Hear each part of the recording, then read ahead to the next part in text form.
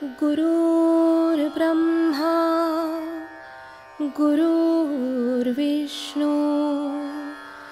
गुरुर्देवो महेश्वरः गुरु साक्षात् परब्रह्म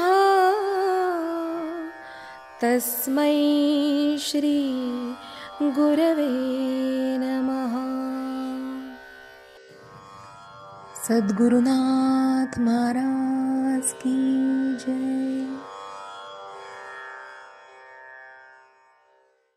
ये प्रकृती पुरुषे दोन्ही उपदली जयाच्या अमनमनी तो पितामह त्रिभुवनी विश्वाचा मी। जीव व प्रकृती ही दोन्ही ज्याच्या अमन मनात म्हणजे मनरहित मनात स्फुरली तो सर्व जगाचा पितामह मीच आहे। ही एक 9व्या अध्यायातली अत्यंत महत्वाची उच्च जाणीवेतली अशी ज्ञानदशा आहे। लक्षात इथं देव भक्त असे द्वैत अद्वैत्व न खंडिता असा भाव आहे। कारण तो जीवात्मा आतापर्यंतच्या त्याच्या सर्व कर्म ज्ञान आणि भक्तीच्या अशा पूर्ण योग जाणीवेतून स्वतःला उन्मन करून घेतलेले त्यांनी मनातीत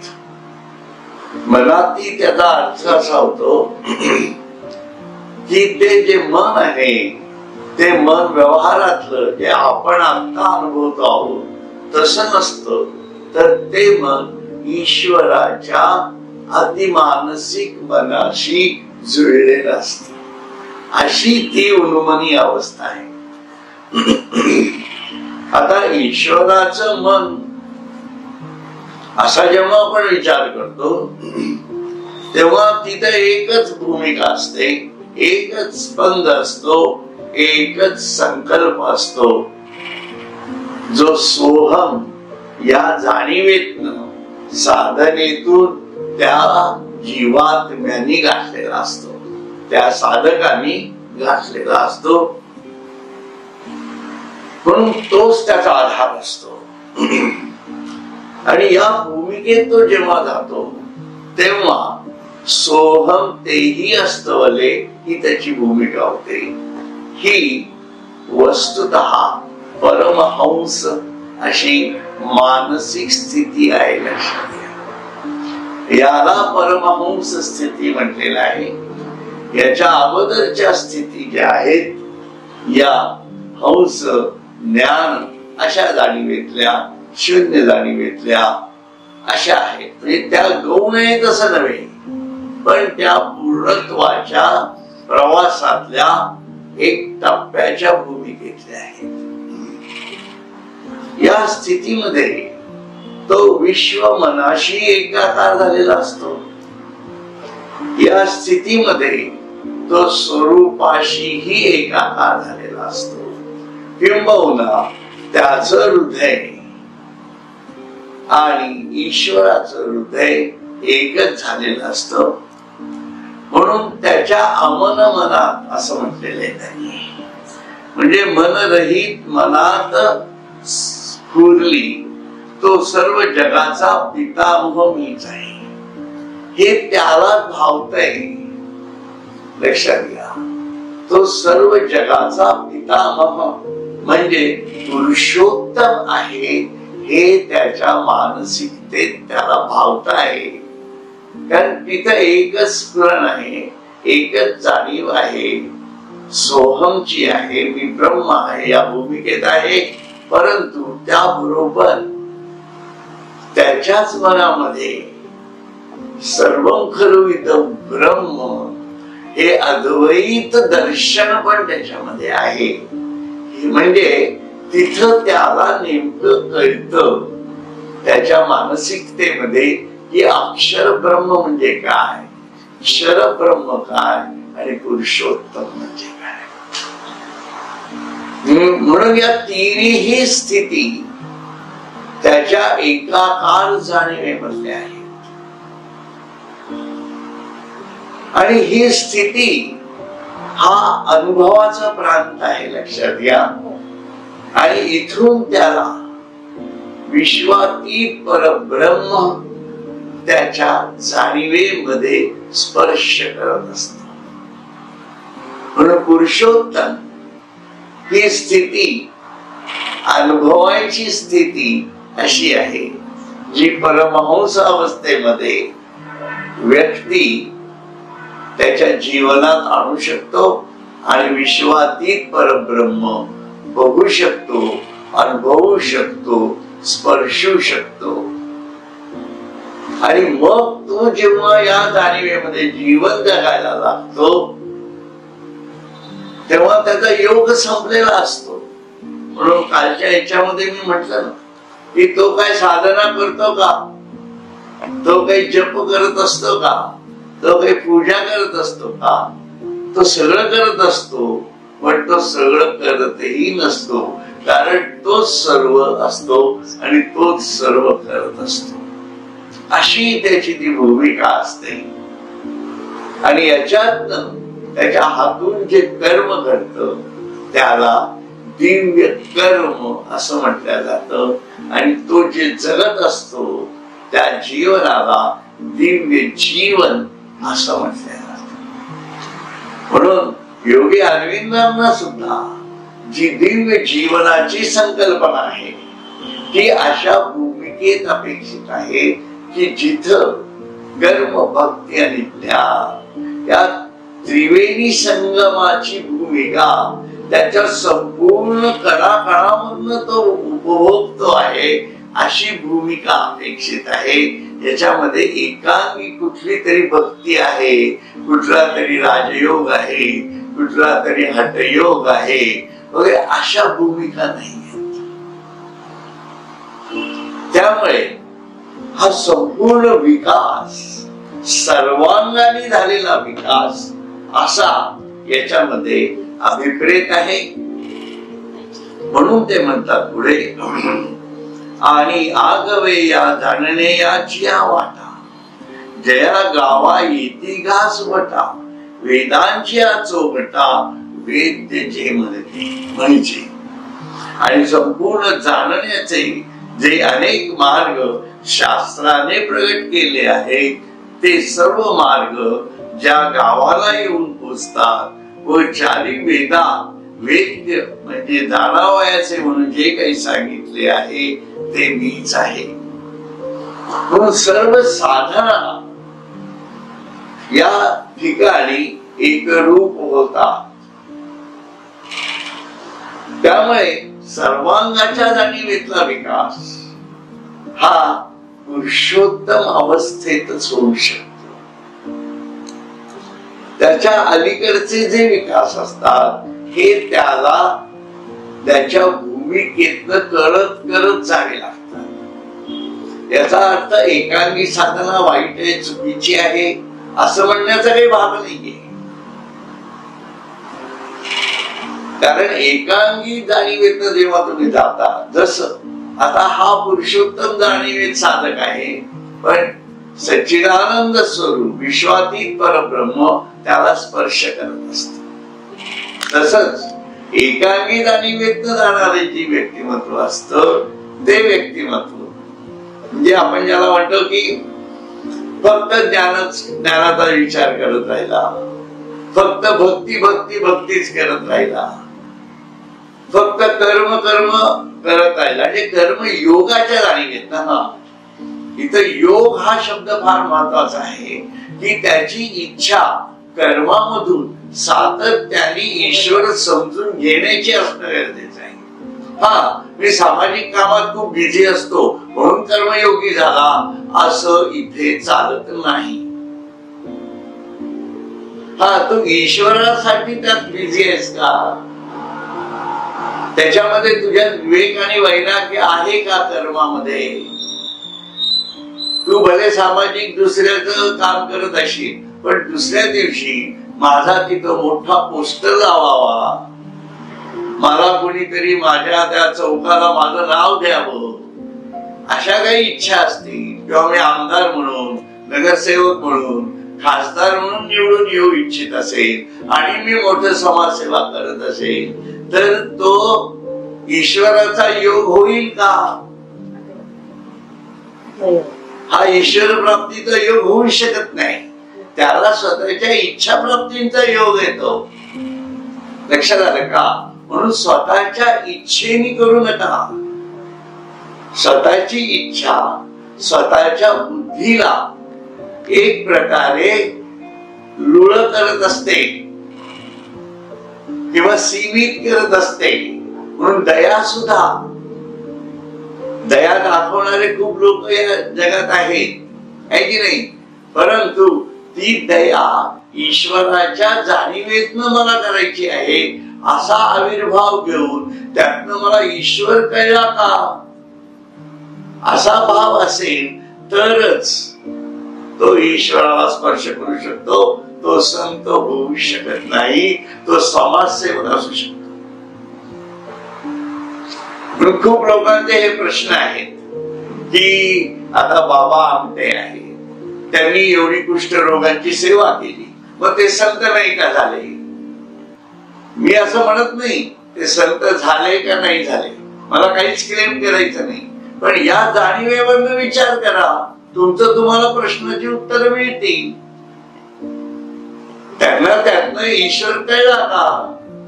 त्यांनी कुष्ठ सेवा त्यांच्या मनामध्ये जो एक प्रेमभाव तयार झाला, त्यातनं त्यांना असं वाटलं हे केलं म्हणजे ईश्वर प्राप्त होईल. आपल्याला तसं वाटणं आणि भगवद्गीतेत श्रीकृष्णाने काय सांगितलेलं आहे त्याप्रमाणे अनुभवणं यात फरक पडणारच. म्हणून आपली बुद्धी ही सीमित असू शकते.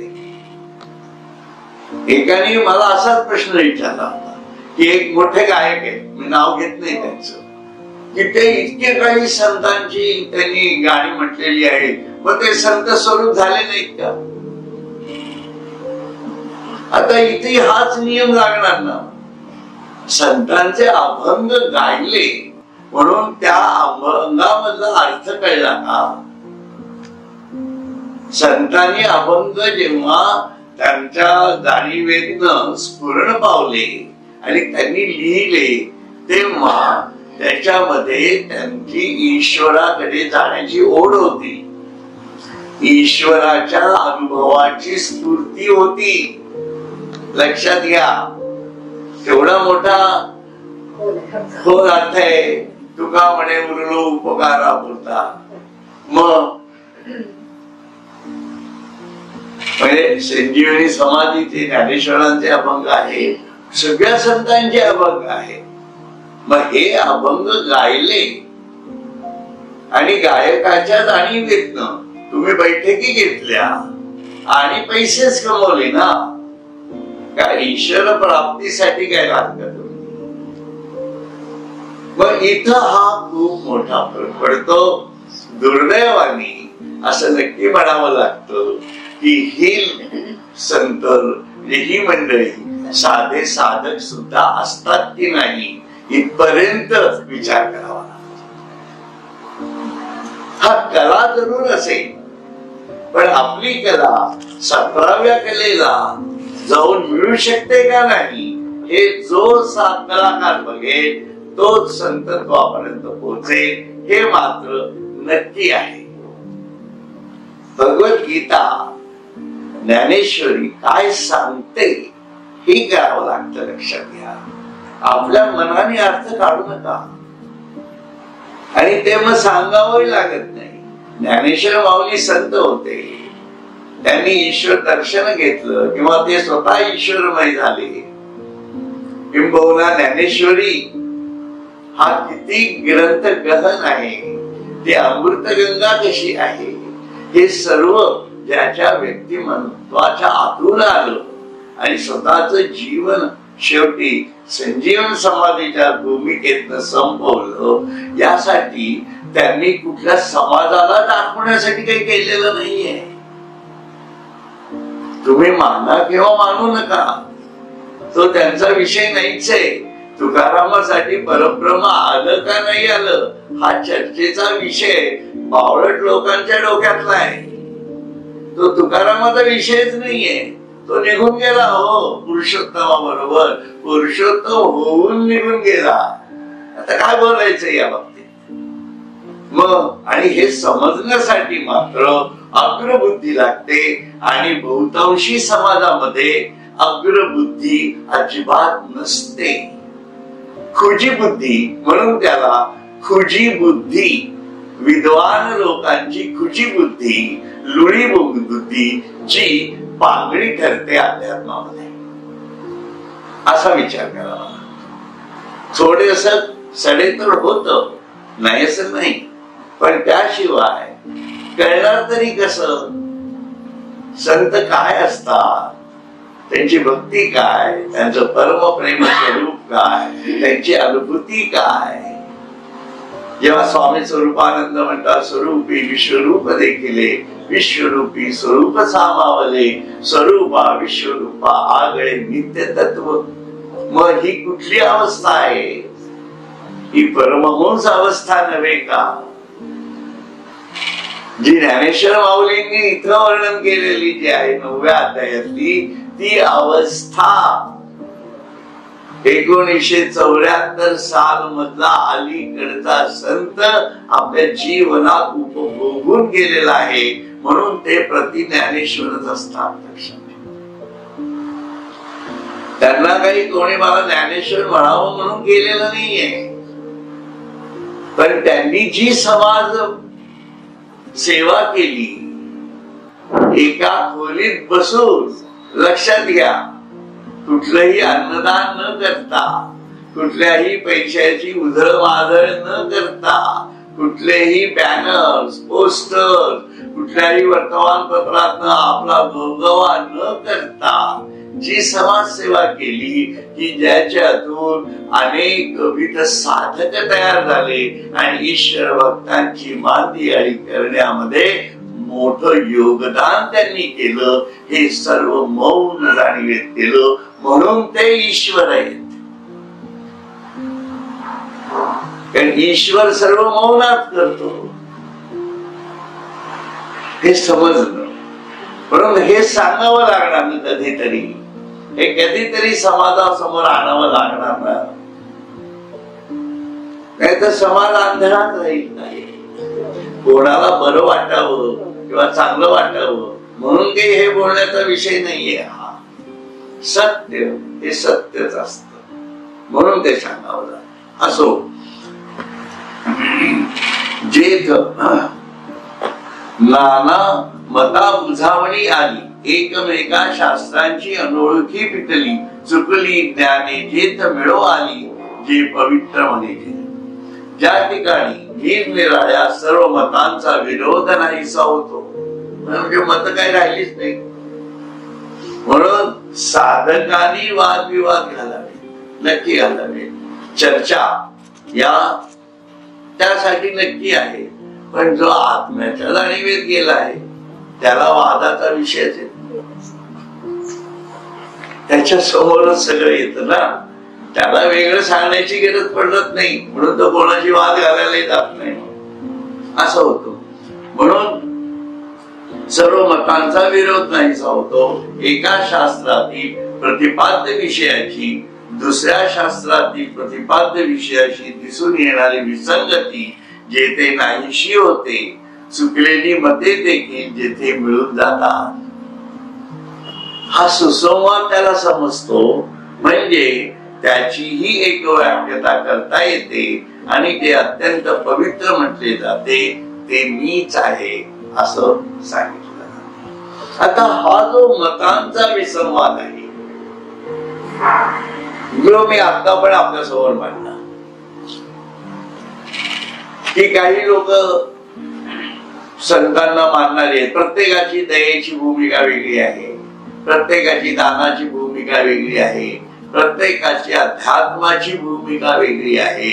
म्हणून म्हटलं जातं पिंडे पिंडे मतील भिन्ना कुंडे कुंडे नमम पया, हे म्हटलं जात आहे की नाही. परंतु जो ज्ञानी पुरुष असतो, अशा जाणीवेमधला जो पुरुष असतो, त्याच्या जाणीवेमध्ये हा परत सुसंवाद होऊन बसतो. कारण का, त्याला त्या अज्ञान दशेमध्ये जी व्यक्ती आहे धरून चला, ते अज्ञान त्याला दिसत असत, म्हणून तो जी दया दाखवत असतो ती दया त्या जाणीवेपुरते बरोबर असते, लक्षात घ्या. परंतु परम जाणीवेच्या दृष्टीने ईश्वर दाखवत असणारी दया याच्याशी जेव्हा त्याची तुलना होते तेव्हा तो ते समजून घेतो, मग तो बोलत नाही. म्हणून ईश्वर पुरुषोत्तम म्हटलेला आहे, त्याची प्रत्येक कृती तो मौनात करतो, कारण तो कोणाशी वाद घालायला जात नाही, परंतु त्याच्या कृतीमध्ये सुसंवाद दिसतो. तोच ईश्वर जन्म देणारा असतो, तोच ईश्वर जीवन देणारा असतो, तोच ईश्वर जीवन लय करणारा पण असतो, तोच ईश्वर आनंद देणारा आहे, तोच ईश्वर दुःख देणारा आहे. सर्व व्यवस्था ज्याच्या अनंत अशा ज्ञान जाणीवेतच आहे, तो या संपूर्ण विश्वाकडे कसा बघत असेल, त्याचं बघणं हे सुसंवादी असते. तो सामावेश, कारण सर्वम खलु इदं ब्रह्म या भूमिकेत तो असतो. कारण जो दोष आहे दुसऱ्या मधला तो सुद्धा त्याचा निर्माता सुद्धा मीच आहे, किंबहुना तो पण मीच आहे, पण त्याला कळत नाहीये की तो आणि मी एकच आहोत. हे त्याचं जीवन जगण्याचं प्रमाण आहे. म्हणून त्याचं जीवन जगण्याचं प्रमाण आणि माझं जीवन जगण्याचं प्रमाण हे सारखंच असायला पाहिजे असा काही नियम नाही. झाला ना सुसंवाद. असा सुसंवाद तो स्वतः त्याच्या जीवनामध्ये बघत असतो, असा विचार आपल्याला करावा लागतो, लक्षात. म्हणून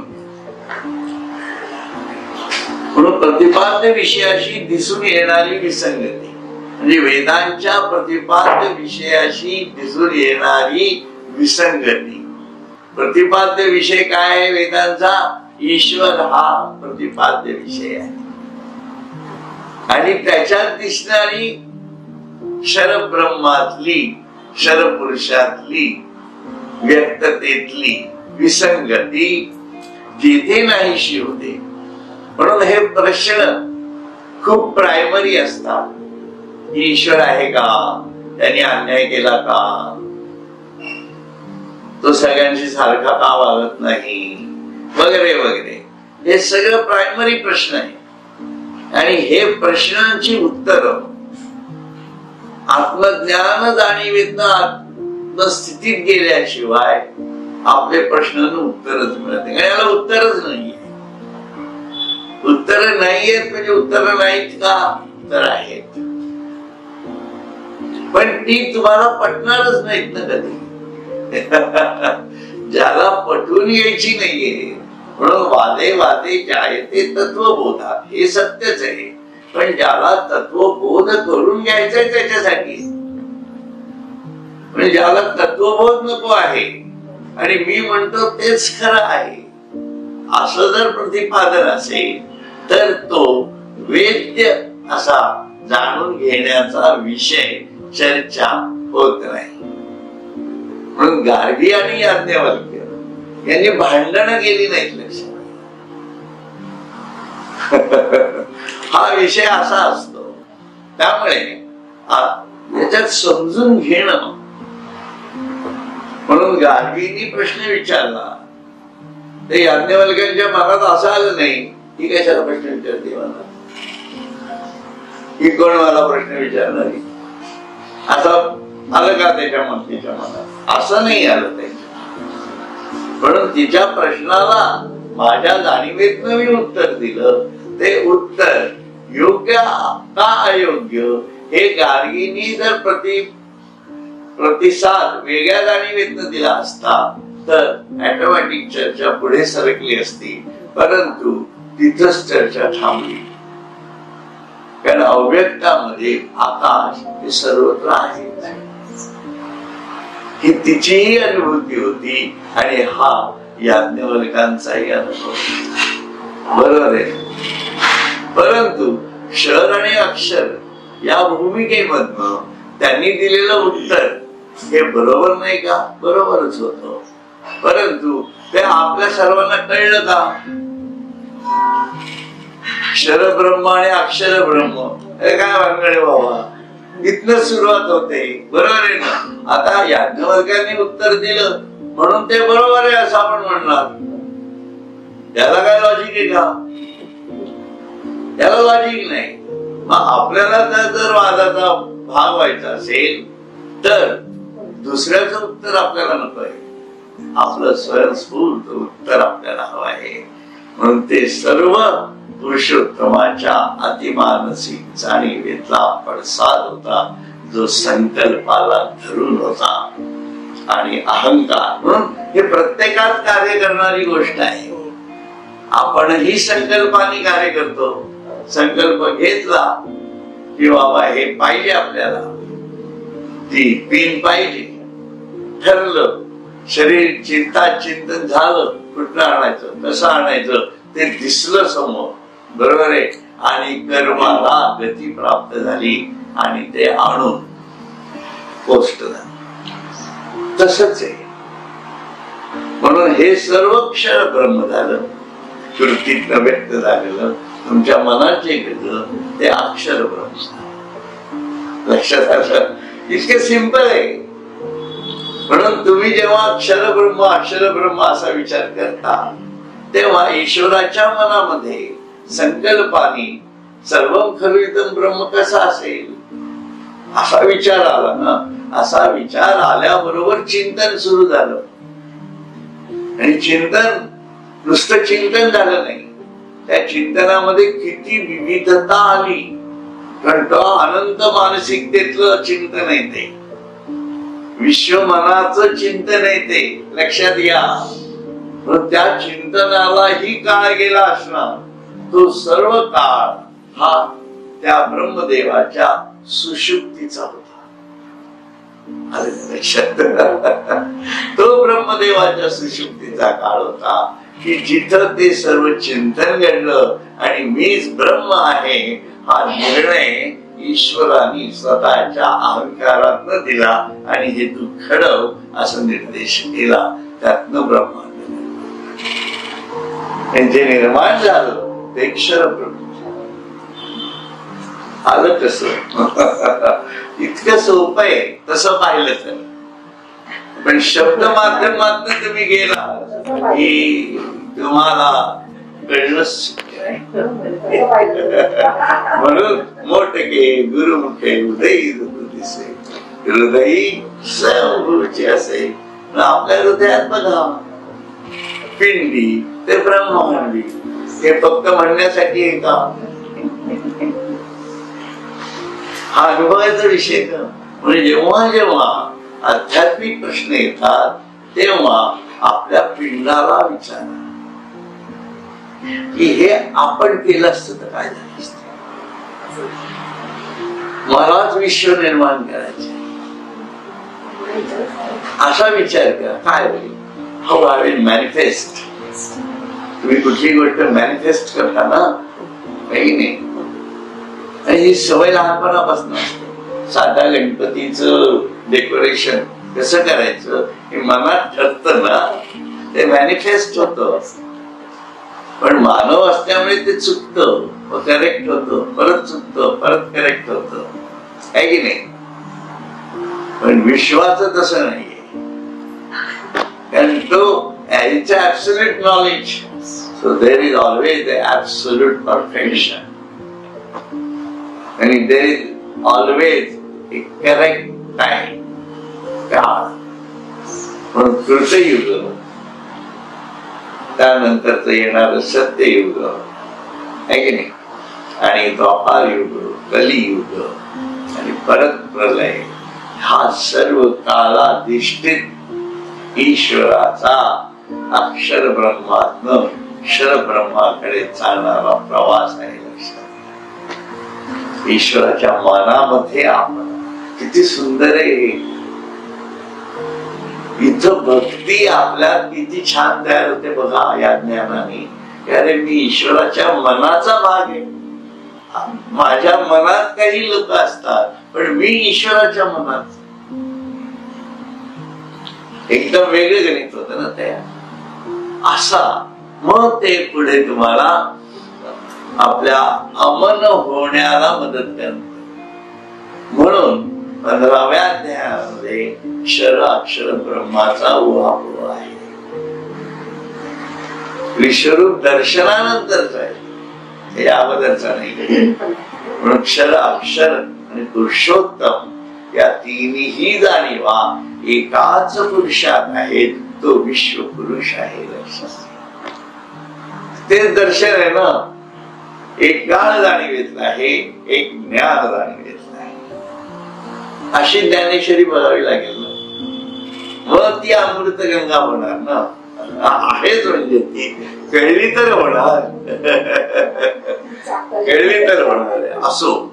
म्हणून ब्रह्म बीजाचा हला अंकुर घोष ध्वनी नादाकार त्याचे गा भवन जो ओंकार तोही मी गा. त्या ओंकाराची खुशी अक्षरे होती अ उ म आरसी जी उपदत वेदेसी उठली तिनी. म्हणून रूप यजु साम हे तिन्ही म्हणे मी आत्मा राम. एवं मीची कुलक्रम शब्द ब्रह्माचा. इथं भयंकर मोठं तत्वज्ञान ज्ञानेश्वर माऊलींनी 3 ओव्यांमधनं सांगून टाकले. मला असं दिसलं हो, काय करणार मी असं ज्ञानेश्वर माऊली म्हणते. काय म्हणतात बघा, तसेच ब्रह्मरूपी बीजाला घोष ध्वनी नाद व आकार या रूपाने किंवा परा पश्यंती मध्यमा वैखरी या वाणी रूपाने जो अंकुर फुटला त्याचे राहणाचे वसती स्थान जो ओंकार तो ही मीच आहे. बघा आता एका ओंकाराची निर्गुण जाणीव कशा प्रकारे आली याच्यामध्ये की ब्रह्मरूपी बीजाला. ब्रह्मरूपी बीज काय? ओंकार हे ब्रह्मरूप बीज आहे. ते बीज का तयार झालं? कारण अर्धचंद्राच्या वरती जे टिंब आहे त्या टिंब अशा अनंत जाणीवेतल्या शून्यावस्थेच्याही महान शून्याच्या जाणीवेतनं मी ब्रह्म आहे आणि सर्व खरविदम ब्रह्म ही भूमिका तयार झाली. ती अर्धमात्रा तिथं तयार होते. लक्षात ठेवा. म्हणून ते ब्रह्मरूपी बीजाला घोष ध्वनी व नाद व आकार या रूपाने काय आला? ओंकार आला. ओंकाराची का निर्मिती झाली? ओंकार कशाला म्हणायचं? ओंकार म्हणजे त्या विश्व मनाची जाणीव जिथं तयार झाली तोच म्हणजे मनाचा विषय आला. पुरुषोत्तम स्वतः विठ्ठल हे स्वतः निर्गुण स्वरूप आहे. लक्षात घ्या. म्हणून रामदेवाला जो अनुभव आला विठ्ठलाचा तो अक्षर ब्रह्मा तू मला बघ म्हणजे माझ्या मानसिकतेत येशील असा तो अनुभव आहे. हे समजावं लागेल आपल्याला. म्हणून तो जो विठ्ठल आहे तो पुरुषोत्तम आहे. त्याच्या मनामध्ये जी मानसिकता तयार झाली त्या संकल्पाने तेच होते. परंतु त्या संकल्पाची मानसिकता जी आहे त्या मानसिकतेमधून विश्व मन तयार झालं. लक्षात घ्या. हे विश्व मन जे आहे हे अर्धमात्रानंतर मकारात आलं. त्याला विश्व मन म्हणतात. अर्धमात्रा झाली मग काय आलं? मग तो मकार म्हणजे विश्वमनाची भूमिका आहे. केवढं मोठं आहे ते विश्वमन, सूक्ष्म आहे पण विशालही आहे की नाही. पण ते जेव्हा सूक्ष्म असतो त्या सूक्ष्मापेक्षाही आपल्याला सूक्ष्म व्हावं लागतं, सूक्ष्मतम व्हावं लागतं, तेव्हा आपण अमन होतो. कारण ती जी अर्धमात्रा आहे ना ती त्या सूक्ष्मातीतही आहे, त्याशिवाय विश्वमनच कळणार नाही आपल्याला. आणि या विश्वमनाच्या जाणीवेमधनं जी एक स्वप्न म्हणून ज्याला म्हटलं आपण, तो संकल्प आला, त्या संकल्पाच्या अनुरोधाने सर्व मांडणी जी झाली ती कसं व्यक्त व्हायचंय, अक्षराला अक्षर स्वरूपात कसं घोषित करायचंय, कसं नादात आणायचंय, कसं आकारात आणायचंय, हे जी सर्व घटना घडवली तो घटनाचा पुरुष म्हणजे विश्वभर होय. तो उकार आणि तो उकार जो आहे तो आकारात येतो आहे, म्हणून तो ओंकार. कुठं गेले हे गणी, सूक्ष्मातही गेलं आणि बृहत अशा ईश्वराच्या संकल्पातही ते जाऊन पोचत झालं. पण ओंकार म्हणजे नेमका काय हे समजावं लागलं. पण हा ओंकार आहे की आकार या रूपाने किंवा परा पश्यंती मध्यमा वै खरी या वाणी रूपाने. आता काय होतं माहितीये का, हे सर्व विश्व झालं तयार, ते लागलीच. ज्ञानदेव काय खुणा दाखवत आहेत बघा. अरे हे तू ब्रह्मांडात ओळखतोयस ना, तुझ्या पिंडात बघ, तुझ्या पिंडामध्ये तेच चैतन्य येऊन बसलेलं आहे आणि ते चैतन्य तुझ्या परा जाणीवेत आलेलं आहे. आणि त्या परा जाणीवेतच तू जेव्हा व्यक्त करत असतोस तुझे शब्द ते कसे होतात. Just think on that. ते पश्यंतीत येतात, मध्यमेत आकारात येतात आणि वैखरीतनं शब्द रूपात बाहेर येतात. हा मार्ग तुझ्या जवळ आहे ना, मग बरा लांब कशाला फिरतोयस. मौनाचा म्हणजे वैखरीत आणूच नकोस प्राथमिकपणे. म्हणून ऐकलंस, कान ही वैखरी आहे समज वाटल्यास तुझी, ती ऐकतीये ना, शब्द त्याच्यावर जाऊन पडताय. डोळे हे सुद्धा वैखरी आहे असं समज, तर डोळ्यांनी सर्व आत जाते तुझ्या, स्पर्शातनं सर्व आत जाते तुझ्या, पण ते जाते कुठं. पश्यंती आणि मध्यमे मधनं परा जाणीवेत नाही आहे. हे परा आपल्या नाभिस्थानापाशी तिचं स्थान असं मानलं जातं, कारण त्याच्यातनं सर्व निर्मिती ईश्वराच्या आत्मचैतन्याशी जोडलेली असते. म्हणून जेव्हा आपण आईच्या गर्भामध्ये असतो त्यावेळेला जीवात्मा म्हणून जी धारणा आपली त्या आईच्या गर्भात होते, त्यावेळेला जेव्हा आत्मा प्रकृतीच्या कृपेने आत्मा जेव्हा शरीरामध्ये येतो तेव्हा तो आत्मा त्या गर्भाच्या बीजामध्ये शिरतो आणि त्या बीजाच्या एका ठिकाणी स्थिर राहतो. आणि त्याची जी स्थिरता आहे ती जेव्हा संपूर्ण शरीर तयार झाल्यानंतर ती स्थिरता आपल्या भ्रूमध्याच्या मागच्या बाजूला असते. म्हणून आपल्या कवटीचा जो गोल आहे त्याच्या मध्य जर काढला तर तिचं हे आत्मस्थान असतं आणि त्याच्या वरच्या बाजूला जो सगळा प्रकाश आहे त्या पोकळीमधला जो बुद्धीच्या जाणीवेमध्ये असतो ऍक्च्युअली. म्हणून श्रेष्ठ बुद्धीची गरज काय आहे? कारण तो प्रकाश त्याच्यावरती त्या बुद्धीच्या जाणीवेत पडलेला असतो. तो अनुभवणं हे श्रेष्ठ बुद्धीची प्राथमिक स्थिती आहे, ज्याला शून्यावस्था असं म्हटलं जातं. लक्षात घ्या, तिथं बुद्धी ही ज्ञान घेत घेत म्हणजे ब्रह्मज्ञान घेत घेत, जिथे जिथं आपण ज्ञान म्हणतो तिथं तिथं याचा व्यावहारिक ज्ञानाशी संबंध नाही.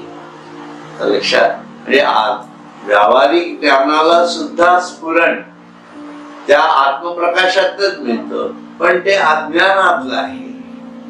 कारण अज्ञानालाही स्फुरण देणारा तोच आहे, हे तितकंच खरं आहे. पण आपण त्या व्यावहारिक ज्ञानाच्या पुढे जेव्हा शिरत असतो आणि ईश्वराच्या शोधात जायला लागतो, तेव्हा जी प्रज्ञा जागृत होते त्या प्रज्ञेमधनं आत्मदर्शन व्हायला लागतं.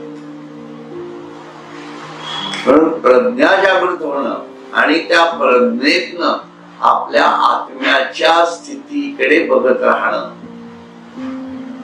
ही आपल्या मधली मौन जाणीव असते. लक्षात घ्या, जी परा या भूमिकेतनं आपल्यामधनं आध्यात्मिक दृष्ट्या सुरू झालेली असते. कारण बाहेरून आत येणारा जो प्रवाह आहे तो आपण बंद केलेला असतो. म्हणून एकांतात जातो माणूस लोकांतापेक्षा. कारण लोकांतात गेला की बाहेरून येणारे प्रवाह आहेत, मग त्याच्यावर बुद्धी क्रिया प्रतिक्रिया ऍक्शन रिॲक्शन या भूमिकेत जाते. हे सूर्याचं दर्शन बाहेर जरी झालं तुम्हाला तरी मग त्या प्रकाशामध्ये काय चाललंय, कसं चाललंय वगैरे, त्यात तुम्हाला काय मिळालं, असे अनेक विचार त्याच्यामध्ये येऊ शकतात. परंतु तुम्ही तो सूर्य दर्शन घेऊन आतमध्ये स्थिर केला तर आत्मदर्शनात तो सूर्य तो ज्ञान सूर्य असतो. हे सर्व एक साधनेची भूमिका आहे आणि हे परेच्या पलीकडे जाणं आहे. म्हणून नामदेव महाराज काय म्हणतात, परेहून परते घर तेथे राहून निरंतर. मग हे निरंतर राहणं आपल्या जीवनामध्ये कायमसाठी जमलं पाहिजे ना. म्हणून मगाशी जो मी विषय म्हणत होतो की हे प्रत्येक शब्द स्पर्श रूप रसगंध या सर्व जाणीवातून सर्व आतमध्ये जाते. म्हणून इथं कोण कोणाच्या मार्फत जाते आणि कोण ते अनुभवते, तर माझ्या मनाच्या मार्फत जाते, बुद्धी अनुभवते आहे आणि जीवात्म्यापर्यंत ते पोचत आहे. म्हणून याच्या मार्फत मनाचा यज्ञ करावा लागतो. मग शेवटी यज्ञावरती आलं तिकडच्या आणि बुद्धीने समजून घ्यावं लागणार. म्हणून मनाचा यज्ञ आणि बुद्धीचा यज्ञ कसा करायचा, असाच करावा लागणार. There is no third way. त्यामुळे पश्यंती परा पश्यंती मध्यमा वैखरी हा वैखरीचा मार्ग आहे. लक्षात, जे आपण सर्वसामान्यपणे बोलतो ते कुठनं आलं असं वाटतं आपल्याला, पण फक्त वैखरी हे दाखवायचं इंद्रिय आहे. डोळे आहेत, कान आहे, नाक आहे, त्वचा आहे, संपूर्ण शरीर आहे. हे सर्व जातभूत वेदना या संवेद्यता जी येते ती परेमध्ये जाते. म्हणून एकदा वैखरी आहे म्हणून एका ठिकाणी जसं तुम्ही हा कनेक्ट केलेला आहे की नाही, की याला 4 कनेक्टर असे लावले, बरोबर, तर काय होईल तसं आहे. म्हणून 5ही कनेक्टर्स शब्द स्पर्श रूप रसगंध हे जे कनेक्टर्स आहे हे दिसत नाहीत ना.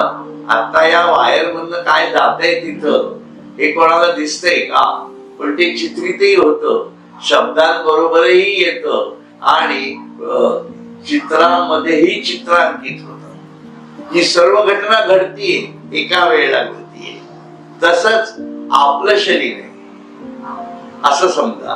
म्हणजे तुमच्या लक्षात येईल की हा सगळा खेळ कसा चालू आहे आणि ही टेक्नॉलॉजीच खूप वेगळी आहे. आणि याच्यामध्ये मग कुठले वायर लागत नाही, वायरलेस आहे आणि सगळं आहे की नाही. त्याच्यामुळे वायरलेस पर्यंत माणूस गेलेला आहे, नाही असं नाही. परंतु ही सगळं भौतिक भूमिका जी आहे ती ज्ञान जाणीव तो प्रत्यक्षात आणण्याचा प्रयत्न करतोय, विज्ञान त्याच मार्गाने जायचा प्रयत्न करतोय. परंतु हा शोध ऑलरेडी लागलेला आहे. त्यामुळे आपल्या सगळ्या ज्या पंचतन्मात्रा आहेत या पंच ज्ञानेंद्रियांना जोडलेल्या आहेत. आणि पंच ज्ञानेंद्रिय आणि पंचकर्मेंद्रिय ही सर्व भूमिका परा या स्थानाशी जोडलेली आहे. आणि याच्या मधला जो सगळा खेळ चालतोय आपला हा जीवात्म्याचा खेळ चालतोय, लक्षात घ्या. म्हणून जीवात्मा हा परा जाणीवेत जर गेला तर तो सर्व खलुइदं ब्रह्म हे पाहू शकेल. जीवात्मा यांनी स्वतःचा मार्ग वेगळा काढला, तो स्वतःला वेगळं समजायला लागल्यामुळे त्याला वाटायला लागलं हे सगळं मीच केलेलं आहे. माझं शरीर सुद्धा मीच आहे, माझं मन सुद्धा मीच आहे, जो अनुभवतो आहे तो सुद्धा मीच आहे. पण वस्तुतः तसं त्याच याच्यात काहीच नाहीये हे समजणं म्हणजे समर्पित होणं आहे. लक्षात, समर्पित होणं म्हणजे साष्टांग दंडवत घालत घालत 4-4 किलोमीटर चालणं हे नाहीये. ते चाला, ते तप झालं, ते अवेरायचे असं म्हणण्याचा भाग नाहीये. पण खरं समर्पण हे आहे की अरे मी तो काहीच नाही, मी काहीच नाही, तोच सर्व. मी हमारा, मैं गुलाम अशी स्थिती तयार होते. म्हणून ते त्या भूमिकेतनं बघावं लागतं. म्हणून ही जी अक्षरे जिथून उत्पन्न होतात अ उ म याच्यामध्ये उपजत असतात वेदाला घेऊन उत्पन्न झाली. म्हणून याच्यामध्येच वेद आहे, कारण हा ईश्वराचा यज्ञ आहे. लक्षात घ्या. म्हणून तिथं जो मंत्र चालतो तो मंत्र मी ब्रह्म आहे आणि सर्व खलुइदं ब्रह्म हाच एकमेव मंत्र आहे. बाकीच्या सगळे मंत्र हे त्याचे प्रतिपाद्य विषय आहेत. बरोबर आहे ना. मग तुम्ही प्रतिपाद्य विषयाच्या मध्ये कशाला शिरता? जे वेद जे आहे ते हातात धरा ना. अशी सोम साधना आपण सांगतो नाथ संप्रदायाची, ती वेद हातात धरा, नाही ते मंत्र घोष करा. मंत्र विद्येत किती जोर आहे. मग ते काय म्हणतात, तुम्ही अग्नीचे पेटवा, सकाळी पेटवा, संध्याकाळी पेटवा. कशासाठी? तसा यज्ञ कृष्णाने सांगितलेला नाहीये, ज्ञानदेवाने तर नाहीच नाही सांगितलेला. हा यज्ञ जो सांगितला आहे तो हा सांगितला आहे. आणि जीवात्मा हा त्याचा यज्ञ करणारा पुरुष आहे. आणि यज्ञ पुरुष क्षेत्रज्ञ आहे, हे सर्व इतकं स्पष्ट केलं आहे. मग मी सकाळी परत ते काय म्हणतात अग्निहोत्र पेटवा, हे अग्निहोत्र पेटवा. जगात पाऊस पडला किंवा काय न पडला काय, त्याचे जग तुम्ही निर्माण केले का? भूकंप होऊ नये हे सगळं वरवरच्या दया आहेत, कारण त्यात स्वतःची भीती आहे. पाऊस नाही पडला तर मी पण मरणार आहे ही भीती आहे. काय होतंय? ईश्वर आहे ना. तुम्ही काय ही भूमिका बघावी लागते. म्हणून तुकारामांनी यज्ञ केले नाहीत, अग्निहोत्र पेटवलेली नाही, ज्ञानेश्वरांनी नाही केलेलं, कुठल्याच संतांनी केलेलं नाहीये. त्यांनी वेद्यच हाताशी धरलं, मी ब्रह्म आहे आणि सर्व खलुइदं ब्रह्म. बाकीचे मंत्र घोष सुद्धा सांगितलेले नाही. मग हा विकसित आध्यात्मिक प्रवास मानवी जीवनात घडणं गरजेचं आहे ना, कधी ना कधीतरी.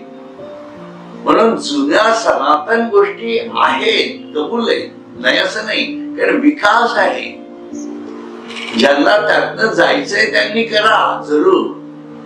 पण तुम्ही पहिलीत किती वर्ष राहायचं आहे, 11वीत किती वर्ष जायचं आहे आणि कॉलेजमध्येच किती वर्ष जगायचं आहे हे तुम्ही ठरवायचं आहे. याचा अर्थ कॉलेज वाईट आहे का? अजिबात नाही. तुम्हाला कळलं पाहिजे की मी आयुष्यभर काय करणार आहे आणि मला वेद्य त्यातनं सापडणार आहे की नाही. मी जर अशी अग्निहोत्र करत बसलो तर मला ईश्वर कळेल का? मी जर अशी दया दाखवत बसलो समाजावरती आणि देवा सेवा करत बसलो, मी जर असा गात बसलो आयुष्यभर गाणी, तर देव मला भेटणार आहे का? हा, तुला गायचं तर का? देव काहीच म्हणत नाही, याचे जशी तथा करू. हा विषय सगळा असा आहे बघा. आणि म्हणून तो खूप खोल आहे. वैयक्तिक होऊन बसत ते. म्हणून ते काय म्हणतात, तो ऋग्वेद, तुझ्या आतला ऋग्वेद शोध, तुझ्या आत मधला यजुर्वेद जाण, कशा प्रकारे व्यापार चालतोय, सर्व अथर्ववेद कशा भूमिकेतनं आहे हे तू समजून घे आणि त्याच्यातला सुसंवाद बघ. तो साम्यवेद आहे, आपल्या शरीरात आहे ना. किती साम्य म्हणजे सुसंवाद आहे आपल्या शरीरात. तुमच्या पायाच्या अंगठ्यापासून निघालेलं रक्त किती वेळात हृदयापर्यंत पोहोचलं पाहिजे याचं गणित सुद्धा सुसंवादातनं स्थिर केलेलं लक्षात ठेवा. आणि ते जर नाही पोचलं तर काय होऊ शकतं? व्हेरिकोज व्हेन पासून सर्व उद्योग सुरू होतात. लक्षात ठेवा. मग केवढी बांधणी आहे. व्हेरिकोज व्हेन्स म्हणजे काय? हृदयात अडकतं ते, म्हणून त्याला हार्ट अटॅक म्हणतात. हा पायाला आलेला अटॅक आहे, लेग अटॅक. तेवढंच आहे ना, दुःख तेवढंच आहे, लक्षात घ्या.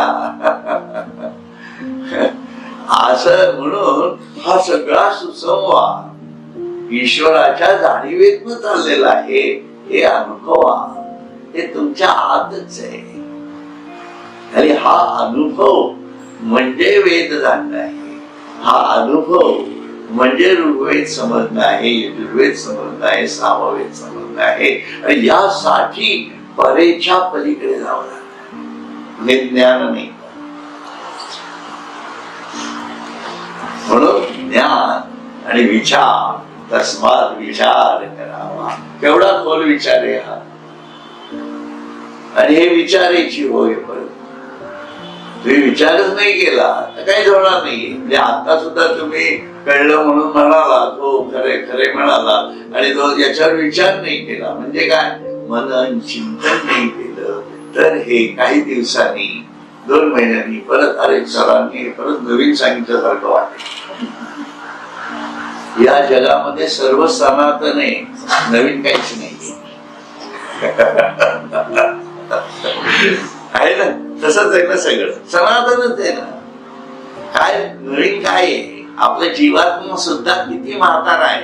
या जन्मातलं म्हातार पण त्या सोडून तुमचा जीवात्माच म्हातार आहे. बेसिकली अनेक जन्मांच्या रेट्यातून आलेला आहे. त्याची दाढी दिसत नाही आहे ना, त्याच ते लटलटणं कळत नाही, एवढाच विषय आहे. त्यामुळे हा सगळा एक प्रकारे सनातन विचार आहे की जो अनेक काळा शतकानुशतकापासून चालू आहे, युगानुयुग चालू आहे, असा विचार असो. म्हणून गतिर्भर्ता प्रभू साक्षी निवासा शरणम सुरता सुरत प्रभवा प्रलया स्थानम निधानम बीजमम व्ययम. गती म्हणजे प्रकृतीचा शेवट, भरता म्हणजे सर्व सृष्टीचे पोषण करणारा, प्रभू म्हणजे सर्व सृष्टीचा स्वामी, साक्षी म्हणजे अकर्ता, निवास म्हणजे सर्व सृष्टीत आत बाहेर व्यापून असणारा, शरण म्हणजे सर्व भूतांना शरण जाण्यास योग्य, आणि सुरत म्हणजे सर्व भूतांचा निरपेक्ष हित करता व सृष्टीची उत्पत्ती नाश व स्थान याचे नित्य असे बीज जिथे राहते ते निधान हे सर्व मीच आहे. म्हणजे हे सर्व माझ्या जाणीवेमध्ये आहे, त्याचं निधान मी आहे असं स्वतः भगवंत सांगतायत अर्जुनाला. अर्जुन केवढा वेडा झाला असेल बघा हे ऐकल्यानंतर, की अरे हा मित्र, मी याच्या बरोबर राहत होतो, सर्व गमजा करत होतो है ना, काय वाटेल तसं या कृष्णाला मी बोलत होतो, तो ऐकत होता. अरे हा गृहस्थ असं आहे म्हणतोय, हा वेडा आहे की काय असं म्हणेल ना. उद्या तुमच्या आजूबाजूचं कोणी असं म्हणायला लागला अरे सर्व मी आहे वगैरे वगैरे, आपण वेड्यातच काढलं ना त्याला, शहाणा म्हणू त्याला, आहे की नाही है ना. पण तो वेडा असा वेडा आहे की त्यांनी मी हे आहे दाखवलं, म्हणून विश्वरूप दर्शन त्या काळात झाले. त्याच कारणच ते, कारण वेळ खूप थोडा होता. असं होतं ते सगळी गणित. त्यामुळे त्याला हे मी कसं आहे त्याला दाखवल्याशिवाय कसं पटेल, कारण तो एक बुद्धिमान माणूस होता. त्याच्या बुद्धीला पटलं तरच ती त्याची श्रद्धा तयार होणार होती. म्हणून त्याला पटवणे हा एक वेळ उद्देश श्रीकृष्णाचा होता तिथं, लक्षात. म्हणून अर्जुन हा खूप भाग्यवान म्हटलं जातो. पण आपल्याला समजा असा ईश्वर भेटला आणि त्याने असं करायला लागलं तर आपण अशा ईश्वराच्या नादी पण लागणार नाही. लागू का? अजिबात लागत नाही. गजानन महाराजांच्या नादी कोण लागलं का? अक्कलकोट महाराजांच्या नादी कोणी? आता ढीगभर लोक पाळतात, त्याचे विषय सोडून द्या, ते असतात ना, ते असतात. कोण होते? शंकर महाराजांच्या नादी किती लोक लागली तुम्ही साधा विचार केला. म्हणजे हे तर कसं, मी यांची उदाहरणं का देतो तुम्हाला, कारण हे संत असं म्हणत होते की मी शंकर आहे म्हणून मी सांगतोय. ज्ञानेश्वर माऊलीने असं म्हटलं नाहीये. ते तत्वज्ञानी संत होते, त्यांच्या समोरची माणसं त्यांना माहिती होती की लोक माझ्यावर काही विश्वास ठेवणार नाही मी कितीही सांगितलं तरी. म्हणून त्यांनी कृतीतनं करून दाखवलं, संजीवन समाधी घेऊन दाखवली. नंतर काय खेटे महाराज ते मारत बसा म्हणाले. आता सगळे खेटे मारणारी लोक आहेत, आहे की नाही. पूर्वी चपलांना एक शब्द होता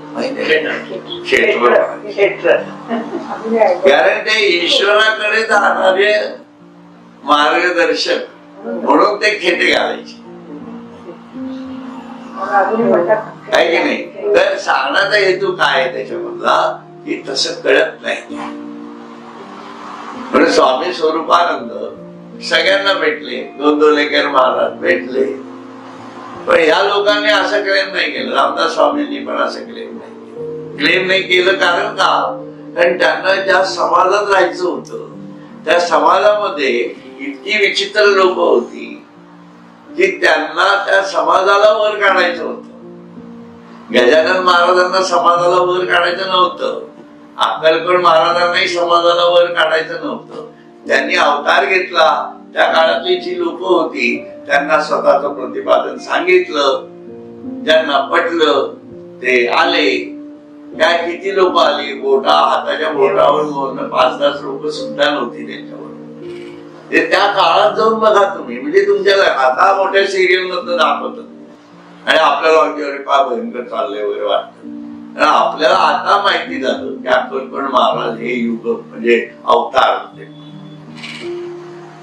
आपण स्वतः त्या जन्मात असूच ना. आपण काय त्या जन्माला अक्कलकोट महाराजांना मानत होतो का? साधा विचार करा, का गेलो होतो का त्यांच्या जवळ? तसं नसतं ते. आलं का लक्षात? हे समजलं पाहिजे आपल्याला. असो तर इथे आपण आता थांबूयात. हरिओम तत्सत, हरिओम तत्सत, हरिओम तत्सत. सद्गुरुनाथ महाराज की जय. सद्गुरुनाथ महाराज की सद्गुरु.